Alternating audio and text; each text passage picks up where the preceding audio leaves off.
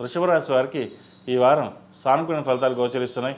ఆరోగ్యం పట్ల కొన్ని జాగ్రత్తలు తీసుకోవాలి. చిన్న చిన్న ఇబ్బందులు ఉండే అవకాశం గోచరిస్తుంది. ముఖ్యంగా కడుపుకు సంబంధించిన ఇబ్బందులు ఉండే అవకాశం గోచరిస్తుంది.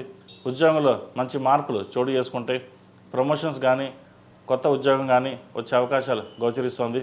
అందరితో కలిసి సరదాగా గడుపుతారు. దైవ దర్శనాలు ఎక్కువగా చేసుకుంటారు. వ్యాపార అభివృద్ధి బాగుంటుంది. నూతన వ్యాపారం ప్రారంభించాలనుకునే వారికి ఈ వారం అనుకూలంగా ఉంది. మంచి లాభాలు ఉంటాయని చెప్పచ్చు. అలాగే స్థిరాస్తుల విషయంలో జాగ్రత్తలు వహించాలి. వాహన కొనుగోలు ఉండే అవకాశం గోచరిస్తోంది. శుభకార్యాలు ఘనంగా నిర్వహిస్తారు. బంధువులతో కలిసి చాలా ఆనందంగా గడుపుతారు ఈ వారం. ఇక విద్యార్థులకు సానుకూల ఫలితాలు గోచరిస్తున్న ఎడ్యుకేషన్ విషయంలో అశ్రద్ధ వహిస్తారు. గ్రూప్స్కి ప్రిపేర్ అవుతున్న వారికి, సివిల్స్ ప్రిపేర్ అవుతున్న వారికి, అలాగే ఇతరత ఎంసెట్ వీళ్ళు ప్రిపేర్ అవుతున్న వారికి కాస్త జాగ్రత్త వహించాలి. కష్టఫలి అన్నారు పెద్దలు. కష్టం తగిన ప్రతిఫలం లభించడం కోసం ఎంతో వీరు శ్రమించాలి. ప్రతిరోజు ప్రతినిత్యం దక్షిణామూర్తి స్తోత్రాన్ని పఠించడం, మేధా దక్షిణామూర్తి రూపు ధరించడం చెప్పదగిన సూచన.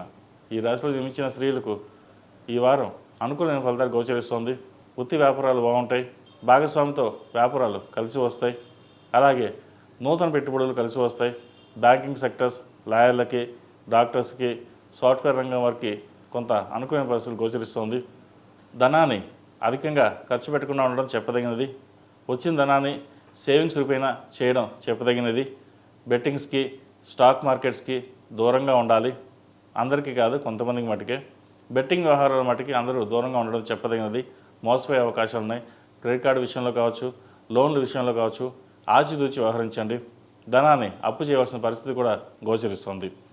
ఈ రాశివారు ప్రతిరోజు ప్రతినిత్యం నాగసింధూరం ధరించడం, ఓం నమః శివాయతో దీపారాధన చేయడం చెప్పదగిన సూచన.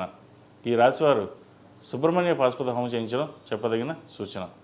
అలాగే వివాహాది శుభకార్యాలు ఘనంగా నిర్వహిస్తారు. వివాహం కాని వారికి మంచి సంబంధం కుదురుతుంది. అయితే వచ్చిన సంబంధం చేదాకా వచ్చి చేయి జారిపోతుంది కూడా. అది ఇంట్లో వాళ్ళు కావచ్చు, బయట వాళ్ళు కావచ్చు, మీ మీద దుష్ప్రచారాలు చేసి సంబంధాన్ని చెడగొట్టే అవకాశం ఉంది. కాబట్టి ప్రతి విషయాన్ని మీరే క్షుణ్ణంగా పరిశీలించుకుని ముందుకెళ్ళడం చెప్పదగిన సూచన. ఈ రాశిలో జన్మించిన వారికి కలిసి వచ్చే సంఖ్య 5, కలిసి వచ్చే రంగు తెలుపు. ఏదైనా పని మీద బయటకు వెళ్ళేటప్పుడు శుక్రవారం కానీ ఆదివారం కానీ వెళ్ళండి. మంచి ఫలితాలు ఉంటాయి.